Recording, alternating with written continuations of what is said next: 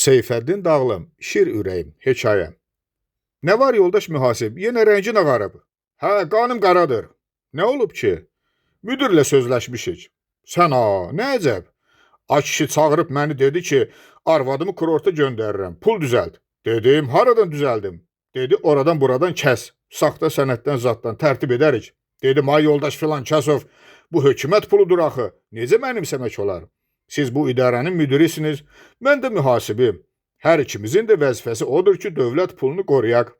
Mənim bir sürü külfətim var axı dedim. Dedi, mənə moizə oxuma, düzəlt, vəssalam. Yoxsa sənin üçün pis olar. Bu sözü ki dedi, mənə hiss vurdu beynimə.